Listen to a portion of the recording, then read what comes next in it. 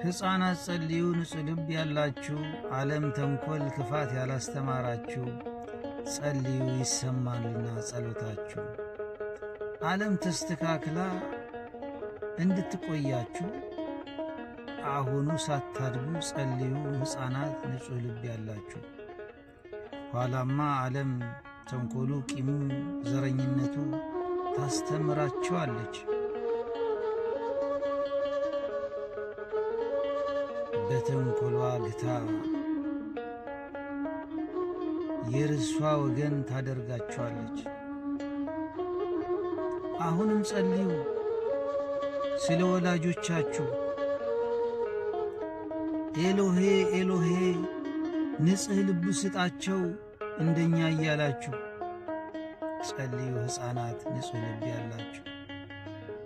ታስታውሳላችሁ ጌታ ሥጋ መዋሃዱ ለማጠየቅ ሥጋ እንደለበሰ ተኝቶ እያለ በመርከብ ንውጽውጽታው ማዕበሉ መጥቶ ሐዋርያት ሲያስጨንቃቸው መርከቢቷ ስትንገላታ ሲበረታ ዋይታ ሐዋርያት መጡና ጌታ ሆይ አድነን ልንጠፋ ነው አሉት።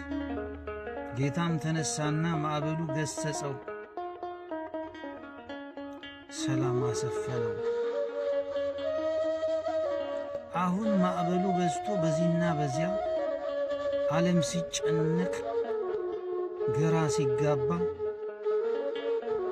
ግን ይናገራል እኮ ይጮኻል እንደ ሐዋርያቱ ኤሎሄ ኤሎሄ አድነን እባክህ እንዳንጠፋ በከንቱ። ሰምቶ እግዚአብሔር መልሱ አዘገየው። ምክንያቱም ንጹሕ አንደበት ንጹሕ ልብ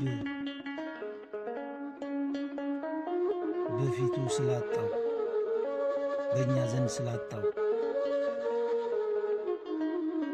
ታዲያ ማዕበሉ በዛ፣ በዚህም በዚያም እየመጣ ዓለም ይንጠው ጀመር። መድረሻ መውጫ ጠፋ።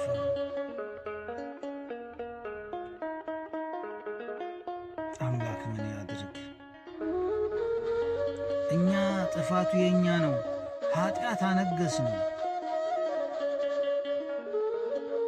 ጨለማን አወደስ ነው፣ ኀጢአትም አወደስ ነው። በሥራችን ዓለምን አረከስ ነው። ታዲያ እንዴት ብሎ ጸሎታችን ቶሎ ይመልሰው?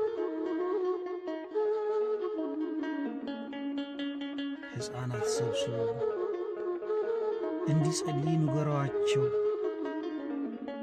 ይሰማልና ንጹሕ ነው ልባቸው። ሁላችሁ ጸልዩ ሕፃናት ሰብስባችሁ። ስለ እነርሱ ብሎ ምናልባት ይነጋ እንደሆነ ይርቅ እንደሆነ ጨለማችሁ ያስወግደው እንደሆነ ያስጨነቃችሁ ሕፃናት ጸልዩ ለራሳችሁ ለጥቅማችሁ። ኋላ ስታድጉ ዓለም እንዳታስጨንቃችሁ አሁን ጸልዩ ንጹሕ ልብ ሳላችሁ።